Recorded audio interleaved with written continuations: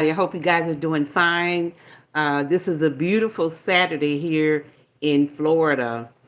I got up early this morning and went out to my garden, and my cabbages are growing great. I got 4 cabbages that are growing, along with all kind of other stuff, beets and peppers and green beans, corn. I just went overboard, okay? But anyway, hello, and I wanted to come on for a few minutes, keeping this under 15 minutes, to talk about, you guys have been hearing it in the news and everywhere about Marjorie Harvey. So, Marjorie Harvey, you guys know, is Steve Harvey's wife, okay? And there's a bit of history about what's going on, and I don't want to go into all of that. But I want to hit the point and talk about Marjorie Harvey, the real OG. Okay, OG stands for original gangster, because she's the original gangster. Okay, so allegedly, her ex-husband Townsend, last name Townsend, went to prison on a case, a drug case, and according to what he said on Tasha K live interview, was that basically he did not want Marjorie to go to prison. So basically, he took the case. Okay, he talked with the attorneys, whatever, and so he did the time for her. Now, what I wanted to speak about was her breaking the game. She broke the game. And you probably said, well, what is going on? What do you mean breaking the game? People get married, people get divorced. Well, after 5 years, of course, she divorced him while he was in prison. Now, I ain't upset because she divorced him. I'm not upset that she divorced him. For 5 years, she had those 2 kids. She had to do what she had to do, okay? Try to make things happen to take care of her kids. But what I do have an issue with is when he got out. I would think that a real woman that's in the real game had a man that took a case for me, and I didn't have to go to prison for 20 years or 15 or whatever. I didn't have to go to prison. That when he got out and I had a rich husband like Steve Harvey, he wouldn't want for too much because I'd make sure his shit was set up right. He would be set up. So when he came out, his shit would have been straight. I wouldn't have to deal with him or sleep with him or nothing like that because I'm married to Steve Harvey. But at the end of the day, she should have made sure he was straight. But instead of that, she kind of like, when she got married, she was like, hey, I can't deal with you anymore. And I understand that. Because Steve probably wasn't going to have that. Steve is head over heels over Marjorie. He loved, honey, Miss Marjorie. Okay, he loved that woman. And he didn't love them other ones. Didn't help to take care of them. But he loved Marjorie. I mean, it is what it is. But what Margie failed to do is that when he came out, she should have had him straighten out. That's what the real girl does. The real OG does for her man, even though he's not her man anymore. But the fact that he took this case so she didn't have to do not one day in prison. Not one day. And now, from what he's saying, is that she's kind of, in a sense, trying to keep him from having relationships with his kids and his grandkids. Kind of pitting her kids against him and the grandkids, and allegedly, okay? But I'm just saying that is not how you handle real business. If this man took care of you all this time, went to prison for 20 years, or got a case for 20 years, when he got out, she should have made sure that he was straight. Okay, because she's skimming off money anyway. That's what the OG does. She's skimming money from Harvey some kind of way, okay? She involved in his business dealings, okay? So she's getting some money somewhere. So it's always that woman's thing, what I call just in case. he don't act right, or just in case he finds somebody younger, or just in case, he go to prison or whatever, you know, I got to keep out and watch out for me and my children, even though she doesn't have any more babies left. Excuse my lighting and stuff. I'm looking back. I see the lake behind me and stuff. It's such a nice view, okay? But I just wanted to say that that was the mistake that she made when it was dealing with her ex and he got out of prison. So he been out of prison for 4 or 5 years, and she should have been there to help him get straight, considering he took the case and made sure that she didn't go to prison. See, that's what an OG, that's what a person does in that type of situation. And she didn't do it. She was just thinking about herself in the incidents. Now, like I said, I'm not mad that she stopped speaking to him, but I guarantee you that girl got millions of dollars stuck somewhere. And she going to be in a lot of trouble, okay? Because when we get to this cashless society, and she going to have to turn in that cash. That's what I'm saying, see? If you selling drugs, you selling pussy, or you selling stuff that's unaccountable for, when the cashless society hit in, you got to be accountable for that cash, because it's going to be turned into either digital, crypto, or whatever, okay? So you can't hide cash like you used to hide cash. Guys used to go to the strip club, throw the money up there. You can't do that no more. You got to throw your debit card up there. Things have changed, okay? Things have just changed.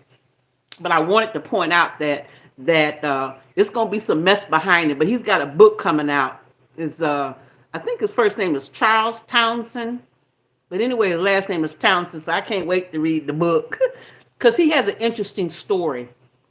Being a drug kingpin. I had a brother also who was in the limelight like that, who was a drug kingpin. He got 30 years. Oh my God.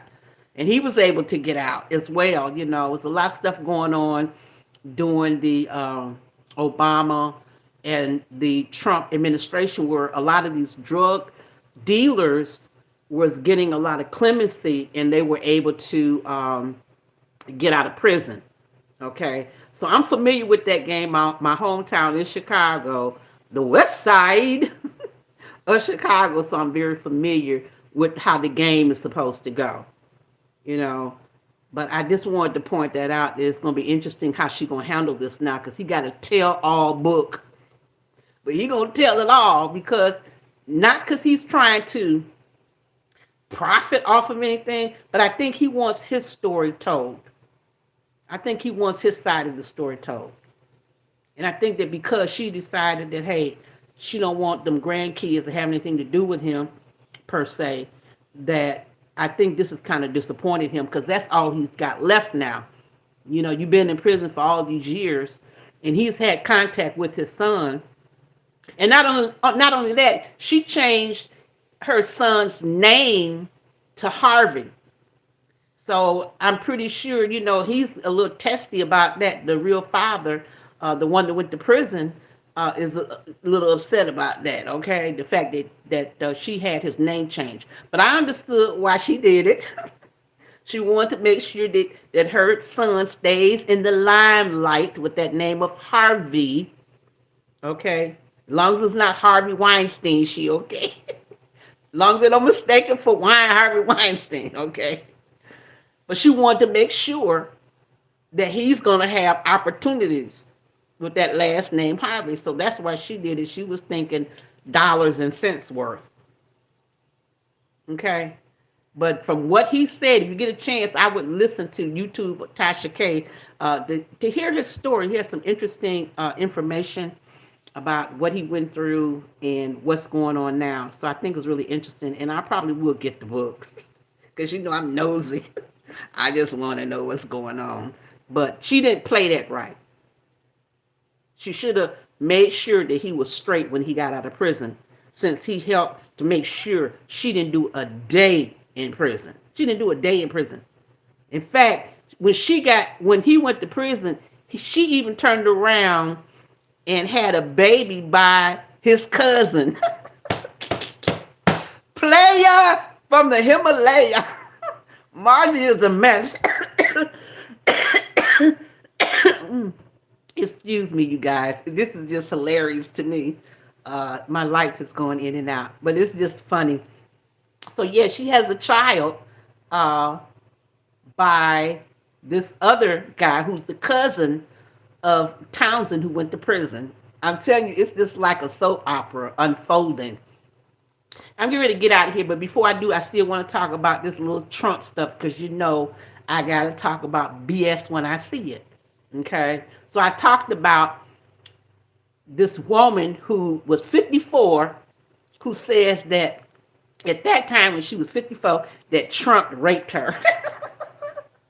This old beat up woman, okay, wrinkled up, black don't crack. But I'm just saying, she's old beat up white woman said that Trump came into the dressing room and raped her. Now, like, all the opportunities, women just throwing coochie around at him anywhere all day long because he got it like that, right? And he's gonna rape her, of all people, at 54. Now, if she was 24, that might be believable. But 54, come on, lady.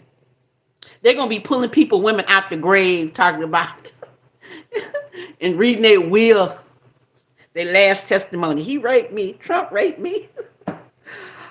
Oh, Lord. I got to get out of here, you guys. There's just too much going on. But anyway, you guys stay up. Do all that you can do and know that these are changing times. Prepare yourself for what's going on with this cashless society because it's going to hit everybody. And I know we got those immigrants coming up from the border. But I'm in Florida. DeSantis ain't playing that bullshit. He's like, hell to the no. Y'all not coming here, period. Okay? He ain't playing that bullshit. He don't care if you are Hispanic. You could be anything, you ain't coming, okay? And they say a lot of stuff about Florida is racist and all that, but I'm telling you, I love race. I love the racism in Florida. And you probably say, what you mean? Honey, these people over here so racist.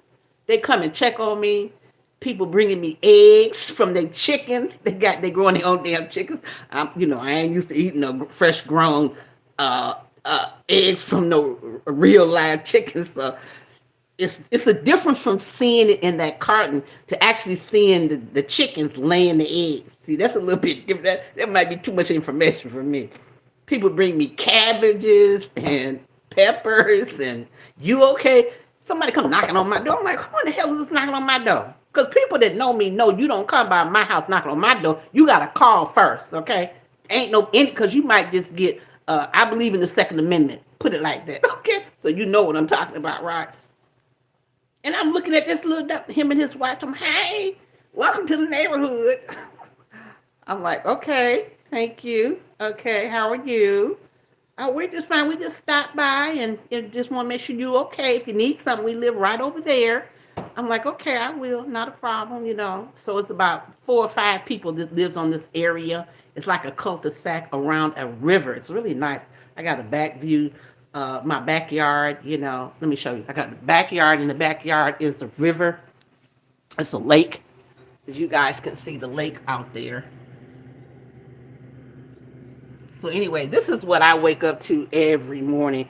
Come out and sit in the table and, just sit down, have some coffee and enjoy the lake in my retirement days and fix my garden and stuff like that. But anyway, so yeah, I love it here. The people are really nice. There's even somebody at the end of they gave me pulled me out of the mud. My car was stuck in the mud. He had a Confederate flag and shit. I was like, oh, they coming to kill me. They coming. They stopped, jumped out the truck. I was like, oh shit, I'm dead. These my last breathing hours. They jumped out the car. Let me help you with your truck. Let me help you with your car. Girl, they pulled me out that the mud in about 5 minutes. They just like bam, bam, bam, and then they was on their way. I was like, damn, okay, But I guess, the bottom line is this, is how you present yourself to people. I like all kind of people. I just like good people. And it don't matter to me what color you are. You could be black. If you good, I love you. If you ain't, I don't fuck with you. Sometimes people of races stick together because it's something that we've always been taught. And so that's one of the reasons, like in the black community, when a lot of blacks know that blacks do some shit that's fucked up, we ain't gonna never say nothing about it. We just like, okay, you know. And a lot of white people say, well, why not? It's more people being killed in the black community. Black people ain't gonna say, no, they ain't gonna say shit. I'm telling you right now. So don't expect it, okay? They're not going, just like in the white community. There's only a few white people who will really, say something really bad about somebody that's white, unless they do some real crazy shit, like some pedophilia shit. And no, I'm not going to talk about the alphabet mafia today. But the alphabet mafia actually runs America. See, y'all think the Jews run America. The Jewish, not the Jews, the Jewish people do not run America. It's the transgenders that run America. They getting free health care. Hell, I'm a veteran. I don't even get free damn health care. They getting free health care for transition. What kind of bullshit is that, Biden? There's just certain things that just don't make no damn sense. It's too much. But anyway, you guys have a wonderful evening, nice weekend, and I'll be back on Monday. I'm trying to get my channel together a little bit better and bring you a little bit of news here and there and some other things as well. You guys know that I was on YouTube for a number of years, especially during the 2016 political campaign of Donald J. Trump, and YouTube kept giving me strikes to a point that they finally striked me for like 90 days, and I said, fuck it. Fuck y'all. So I don't know if I'll be able to put this video up because I did cuss a little bit. They're going to be striking me again. But if I don't, just understand, hey, I'm going to wait and try to be silent. So any videos that you hear from this point on, I'm going to try to silence my cussing. I'm going to have to use code words. Okay? 3 means fuck you. This A means alphabet mafia, LBGT. So I have some special codes I'm going to give y'all so y'all know who I'm talking about. This right here is the shot. It's COVID. But now you can talk about COVID because they're getting ready to, basically say it's no longer a national emergency in a lot of different states. But anyway, y'all in Texas, let's pray for the people in Texas because they got those immigrants coming in. They coming by the droves.